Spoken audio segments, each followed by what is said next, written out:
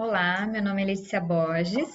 Eu gostaria de agradecer muito o convite da Semafon para realizar essa palestra sobre treinamento auditivo. Espero que vocês gostem e estou super à disposição para qualquer dúvida, que vocês mandem mensagem, mandem e-mail, que eu vou responder com o maior carinho. Então vamos começar a nossa viagem sobre o treinamento auditivo. Eu vou compartilhar minha tela e vamos lá.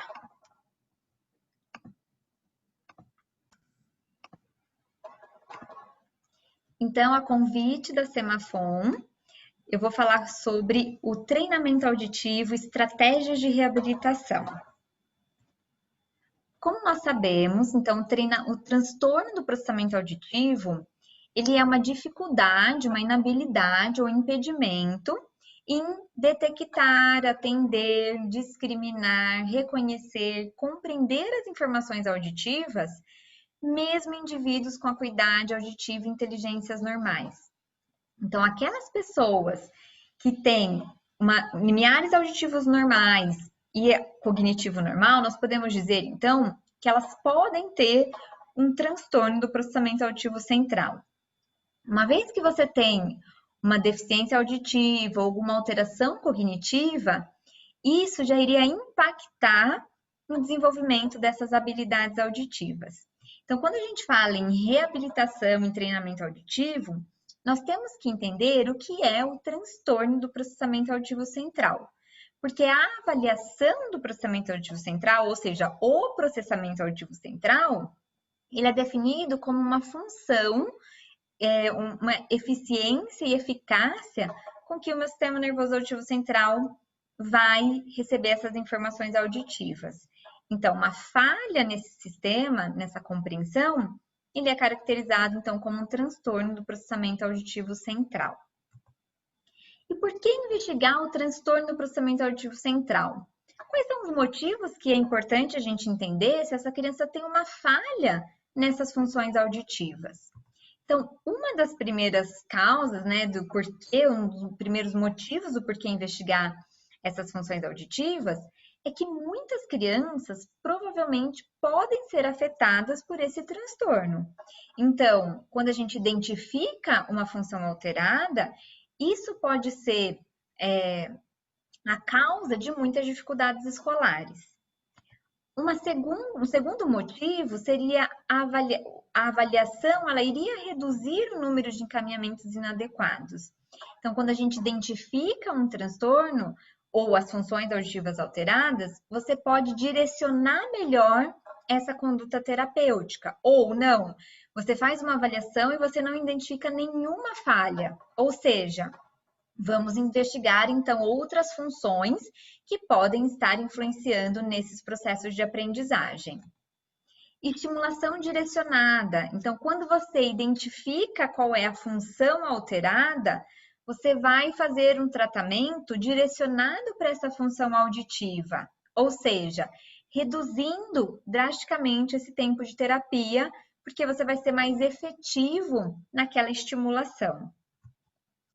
Efeitos psicológicos provenientes do transtorno podem ser minimizados, ou seja, aquelas crianças que têm algumas dificuldades escolares, elas podem carregar essas dificuldades ao longo da vida, sendo que muitas que são provenientes das funções auditivas alteradas, se estimuladas de uma maneira adequada, podem melhorar esse comportamento dessas crianças e minimizando, então, essas questões de não conseguir, dessas crianças terem uma baixa autoestima, delas se sentirem incapazes, não terem uma independência, e isso vai gerando frustração. Então, quanto mais a criança se sente frustrada, menos ela se sente capaz. E a gente vê isso em crianças de 8 anos, 9 anos, já tendo consciência de que não conseguem realizar algumas atividades. E já se sentem então frustradas e nem tentam realizar as atividades para evitar essas frustrações. A identificação adequada do transtorno pode contribuir, então, para um planejamento educacional adequado. Então, quando a gente consegue orientar pais, professores em relação àquelas dificuldades, a criança pode ser beneficiada naquele momento de aprendizagem. E a orientação à família, que é tão importante nesse momento em que a criança às vezes pode ser vista como uma criança preguiçosa, como uma criança que não quer realizar as atividades, e na verdade é porque ela não tem a capacidade de realizar aquela atividade, ela não tem condição de realizar aquela função. Então, quando a gente orienta essa família, os pais entendem como essa criança está se sentindo e passam a ajudá-la. Então, o treinamento auditivo, quando a gente pensa nesse tema, várias perguntas vêm à nossa cabeça. Uma delas, o PAC tem cura? Então, o transtorno do processamento auditivo, ele não é uma doença. Ele é uma imaturidade dessa via auditiva, quando a gente não tem nenhuma questão anatômica relacionada, e ele não vai. Então, quando você estimula essas funções, você melhora esse caminho até chegar em córtex auditivo e a gente ter a compreensão. Qual a melhor idade para iniciar o tratamento? Então, a melhor idade é o quanto antes. Então, o quanto antes essa avaliação for realizada e for identificado falha nessas funções auditivas, o quanto antes a gente conseguir identificar, melhor para essa criança iniciar esse tratamento. Por que fazer o treinamento em idosos? Então, os idosos, eles têm uma acuidade auditiva reduzida ao longo da vida. Então, com 80 anos, 75 anos, enfim, às vezes a audição ela começa a ter um declínio na fase mais avançada da vida e esse declínio vai gerando uma privação auditiva. Então, muitos idosos que decidem mais para frente fazer uso de um aparelho auditivo, se eles tiverem essas funções ruins, esse aparelho vai amplificar essa dificuldade de compreensão e não dar o retorno positivo que ele poderia dar. Então, o treinamento auditivo nessa população, ela é muito bem-vinda e vai ajudar, às vezes, minimizar aqueles casos em que os pacientes não conseguem se adaptar com aparelho de amplificação sonora. Então, o treino em usuários de ASE funciona? Exatamente isso que estamos falando. Então, o treinamento auditivo em pacientes usuários de aparelho auditivo, ele pode beneficiar esses pacientes a terem uma melhor compreensão auditiva com o aparelho de amplificação sonora. Nos idosos, também vai ajudar a melhorar essas conexões cerebrais que também vão se perdendo ao longo da idade. E o transtorno do processamento auditivo central volta após a terapia. Então, muitos pacientes me perguntam se depois, muitos pais, na verdade, se depois que finaliza o treinamento, isso tem chance de regredir, se eles precisam ficar fazendo para sempre o treinamento auditivo. Então, a gente sabe que o treinamento, muitas pesquisas fizeram o treinamento, daí 1 ano fizeram a reavaliação e verificaram que essas funções elas não pioram se forem tratadas de uma maneira efetiva. Então, quando a gente faz uma identificação precoce, o que a gente vai realizar? Uma intervenção. Então, nós vamos identificar funções alteradas e vamos propor, então, uma intervenção. E essa intervenção vai gerar uma plasticidade cerebral, que é a base do nosso treinamento auditivo. Então, nós vamos falar muito sobre essa neuroplasticidade. Eu acredito que o meu cérebro é capaz de mudar através de um estímulo. Por isso que a gente propõe o treinamento auditivo. Se eu achasse que o meu cérebro não era capaz de mudança, então aquela criança que tinha uma falha nas funções iria ter que conviver com isso para sempre. Então, a gente sabe que existe uma plasticidade. Esse treinamento auditivo, ele tem que ter alguns princípios. Então, a gente diz que a base do treinamento auditivo, ela é realizada pelo princípio bottom-up e top-down. Então, o que seria isso? A gente chama o princípio de bottom-up a estimulação que seria de baixo para cima. Então, é a entrada da informação auditiva. Você conseguir ouvir um som e fazer uma decodificação, uma discriminação desse som. Mas para que eu consiga, né, manter uma atenção, fazer uma associação com a linguagem, conseguir manter uma conversa, eu também preciso de estratégias que sejam estratégias de saída. E por isso que a gente chama de top-down, que é então essas estratégias de atenção, memória, competência linguística. Então, para que realmente eu tenha o funcionamento, né, uma estimulação adequada, eu preciso ter exercícios que sejam de entrada de informação, mas também que estimulem a saída. Por isso que o treinamento, ele é baseado no princípio bottom-up e top-down. Ou seja, múltiplas representações da informação sensorial. E não apenas aquele treinamento de ouvir e repetir, ouvir e repetir. Então, o paciente vai ouvir uma informação, vai fazer uma decodificação daquele som, e isso vai gerar, então, uma compreensão, ele vai precisar ter uma atenção, uma memória, para enviar uma resposta. Tudo isso é baseado, então, na neuroplasticidade. O que é isso, né? Por meio de experiências de estimulação, nós vamos reorganizar esse córtex e tronco cerebral.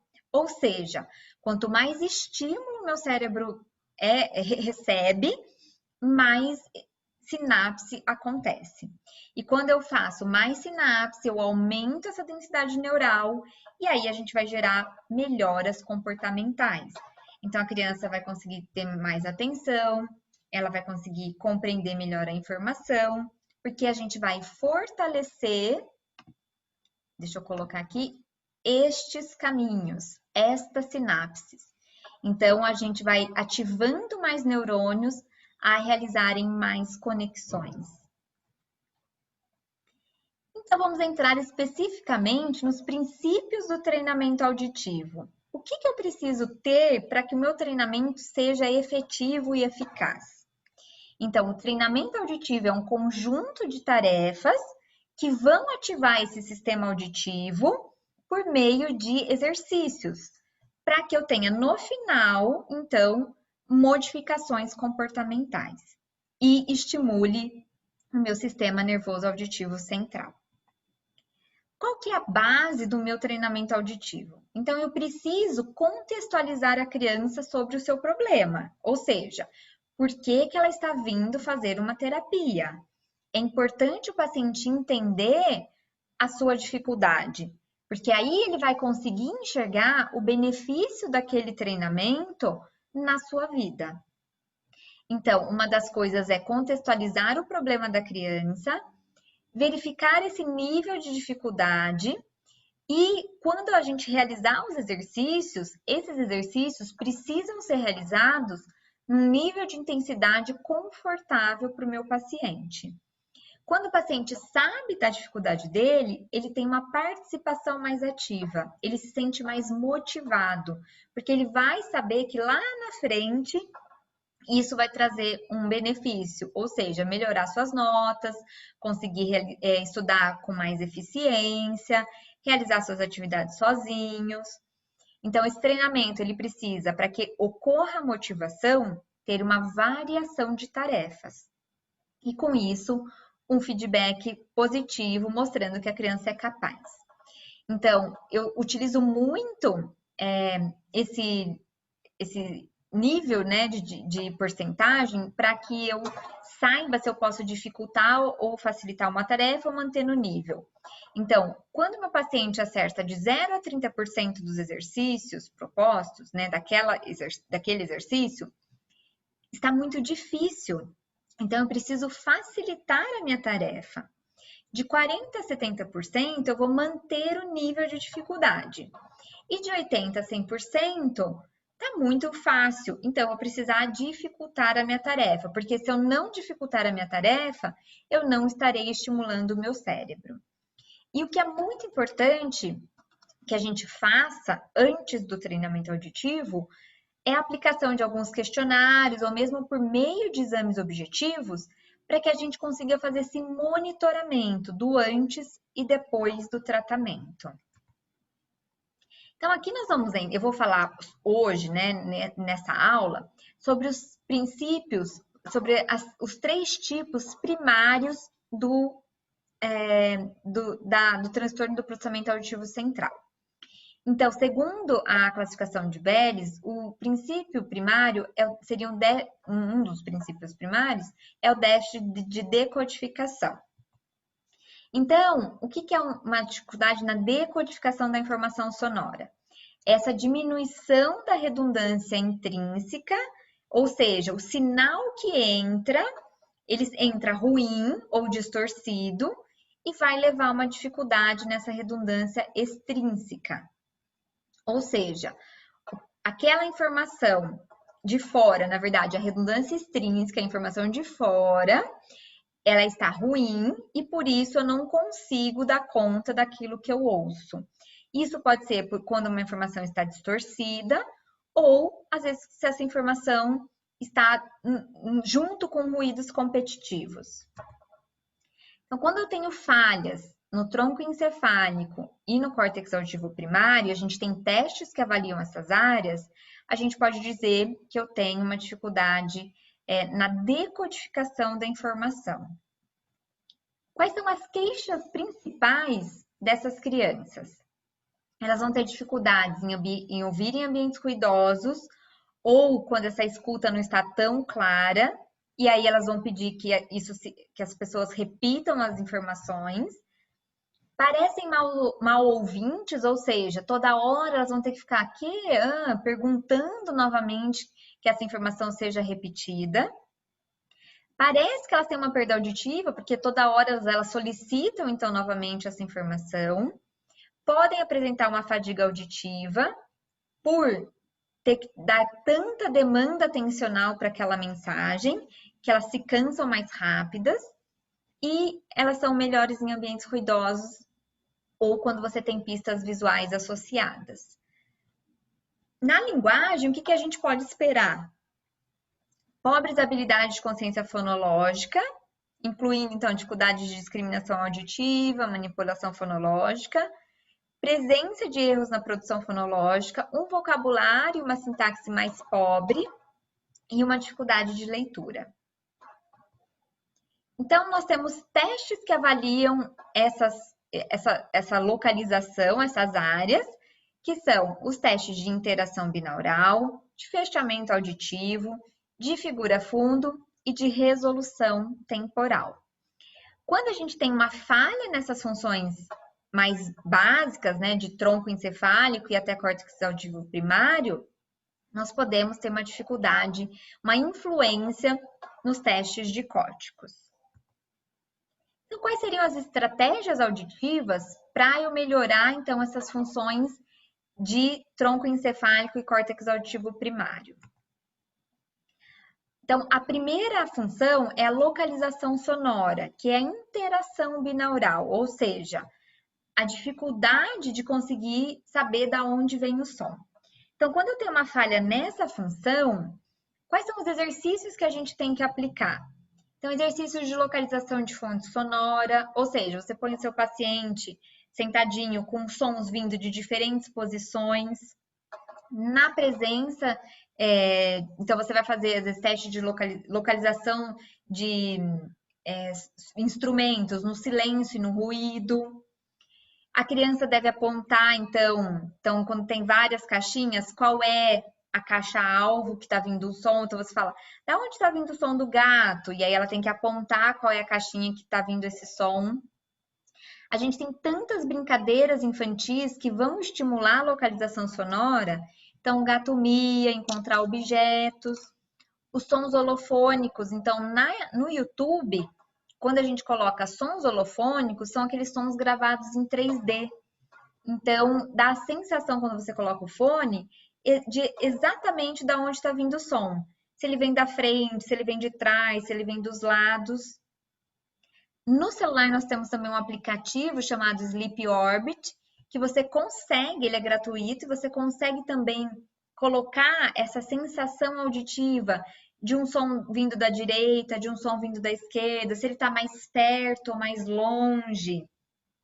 E uma caixa de estímulos variados. Então, você pode comprar caixinhas de acrílico e colocar arroz, feijão, macarrão e fazer esses sons para a criança ter que localizar e identificar e discriminar qual é esse objeto.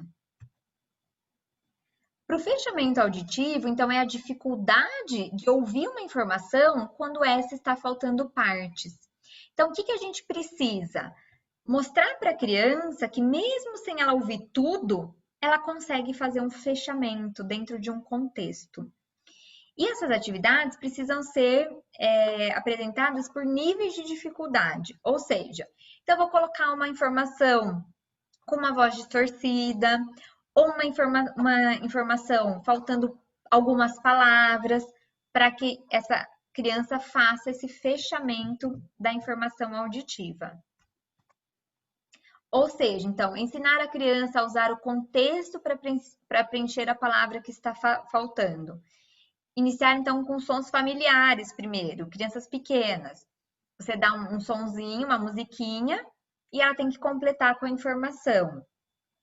Batatinha quando nasce, e aí ela tem que completar com a informação. Então, depois que você faz isso, você pode completar com perguntas. Sobre o que aquela música estava falando? Qual vem a frase seguinte? Para a gente também estimular o processo top-down. Então, qual a palavra que rima com a palavra que você completou? E aí a gente vai trabalhando, então, além do fechamento, que é o bottom-up, estratégias cognitivas de linguagem, de memória, para estimular, então, também a saída dessa informação auditiva. Quando eu falo em figura fundo, eu estou falando em falha na dificuldade de ouvir a mensagem principal em detrimento a um som competitivo. Então, para que a gente trabalhe essa função, eu preciso incluir ruído no ambiente.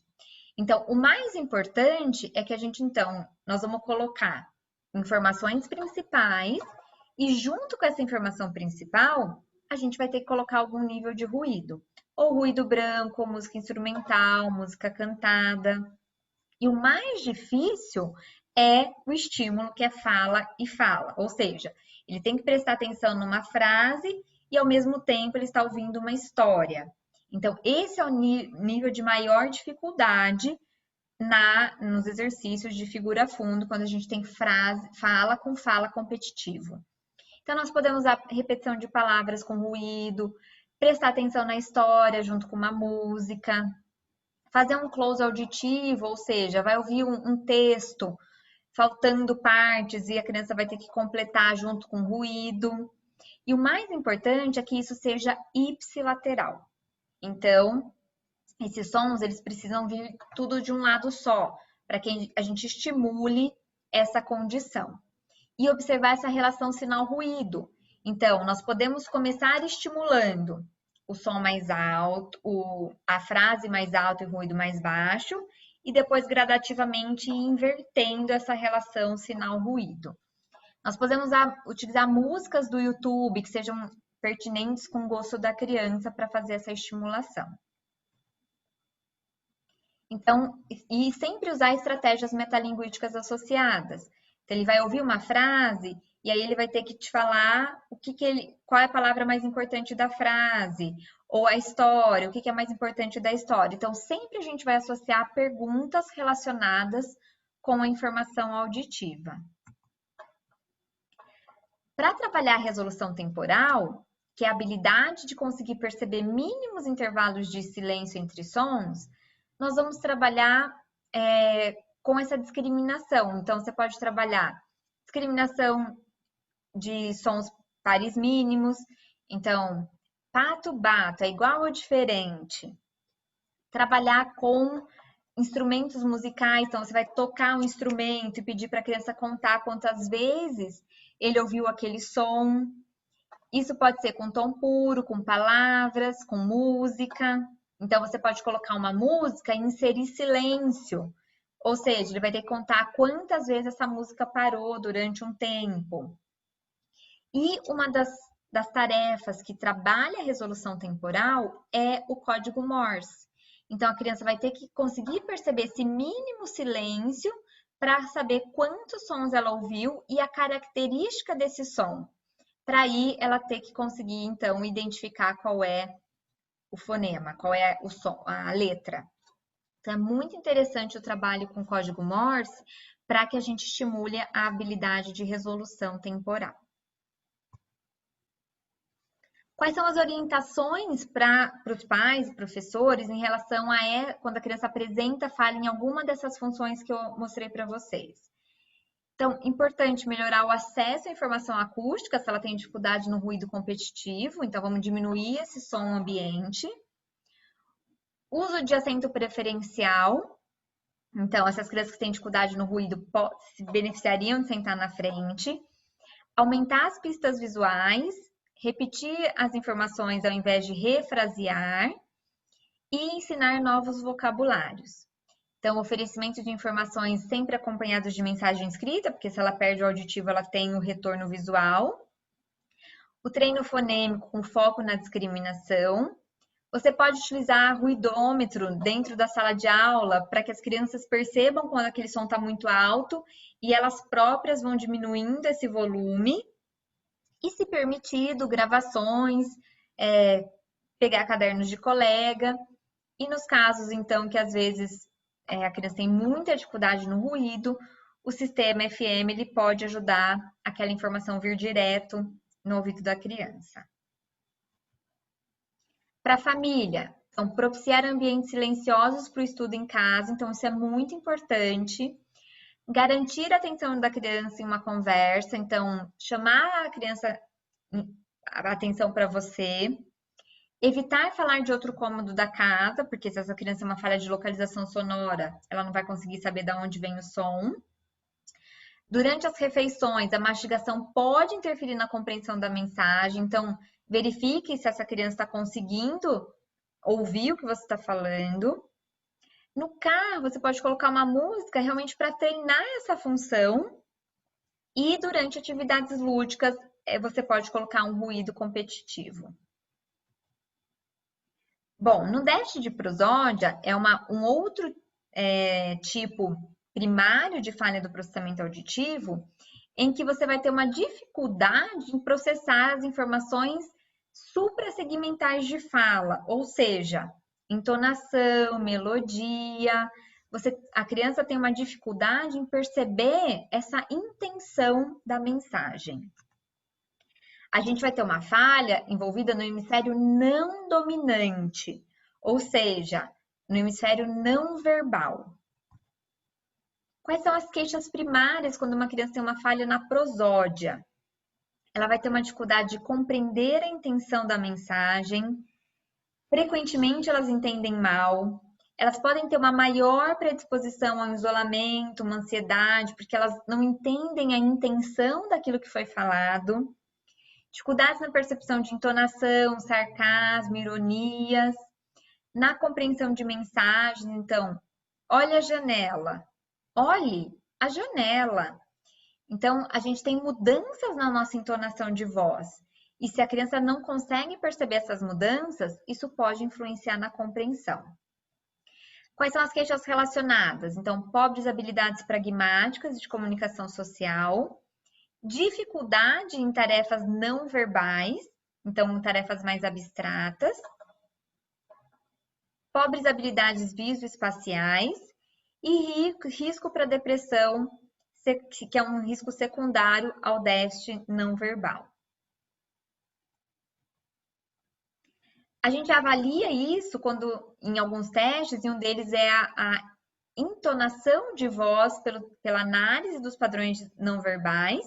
Então, pedir para a criança fazer um murmúrio, um humming, você vai avaliar se ela consegue reproduzir aquele mesmo padrão melódico. E uma vez que a criança tem uma dificuldade nessa percepção desse padrão melódico, ela, consequentemente, vai ter uma dificuldade em fazer uma nomeação desse padrão. Porque se ela não entendeu essa entonação, aquele som não vai ter um significado correto. Quais são as estratégias que eu posso utilizar quando você tem uma falha na prosódia? O importante, então, reconhecimento usando os aspectos suprassegmentais da fala. Então, pedir para a criança ler com ritmo, repetir uma frase com a mesma entonação, iniciar a percepção de mudança de um significado, então usando uma sílaba tônica. Qual que é a diferença de secretária e secretaria? Palavras desconhecidas, então utilizando técnicas de construção de vocabulário, frases com ênfase em diferentes situações e a criança tendo que explicar. Então, não toque naquele livro, não toque naquele livro. Então, a gente treina essa modulação e trabalha juntamente, então, o significado. O que quer dizer quando a ênfase está no livro? E o que quer dizer quando você está falando naquele livro? Então, trabalhar essas condições com as crianças vão ajudá-los a ela perceber essas mudanças de entonação. Gravar a criança falando palavras ou lendo, você vai conseguir mostrar o quanto ela tem de ritmo ou não, de pausas corretas naquela leitura e fazer ela conseguir perceber que a diferença então da sua leitura sem entonação com o modelo. Então, quando você grava a criança, você mostra para ela a diferença. Quais são as orientações? Então, checar a compreensão, se a criança entendeu a instrução, sempre repetir, fazendo um refraseamento, uma ênfase na prosódia, evitar aqueles professores com fala muito monótona e indiretas. Então, quando você quer que a criança compreenda a informação, você diga exatamente o que ela tem que fazer. E não falar, ai, bonito, hein? Não fez a tarefa? Ou seja, ela não vai entender que aquilo foi, às vezes, uma bronca. Ela vai levar muito pelo literal. Então, essas crianças são muito literais. Por isso que se você faz uma ironia ou dá uma indireta, pode ser que elas realmente não compreendam. Quais são as orientações à família? Então, evitar indiretas, piadas, uso de entonação exagerado sempre que for importante para a compreensão da mensagem, evitar sarcasmos, ironias, sempre usar, então, entonação exageradas e fazer a checagem da compreensão. Quando eu penso em integração, é um outro tipo primário de uma falha do processamento auditivo, que é uma dificuldade em integrar os dois hemisférios via corpo caloso. Então, a gente tem uma função de integração interhemisférica, que vai fazer com que a gente compreenda a mensagem como um todo. E isso vai envolver, então, o corpo caloso, que vai fazer essa função de integração. Quais são as queixas primárias quando eu tenho uma dificuldade nessa integração interhemisférica? Dificuldade na comunicação inter ou multissensorial. Então, a criança ela não consegue entender o todo.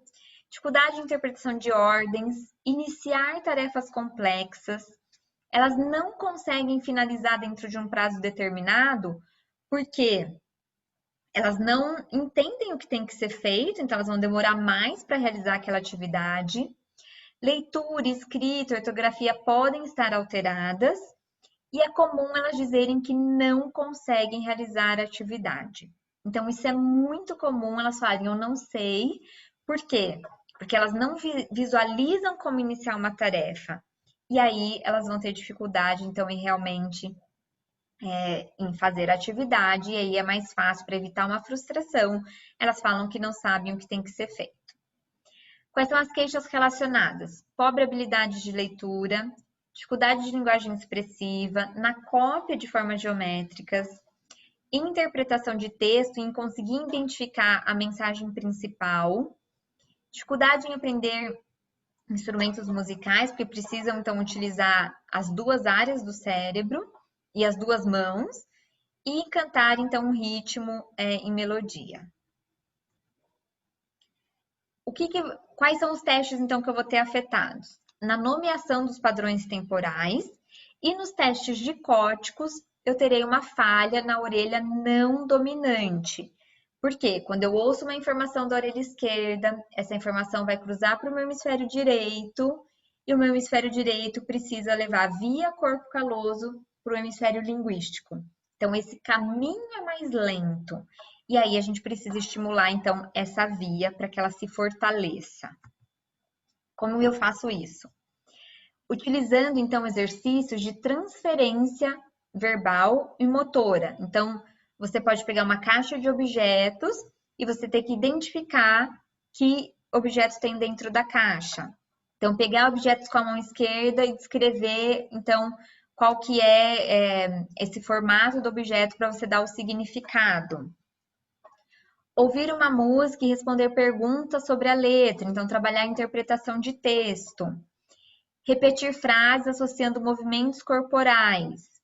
E aí você pode utilizar, então, música, jogos, que vão trabalhar ritmo, junto com uma estimulação verbal.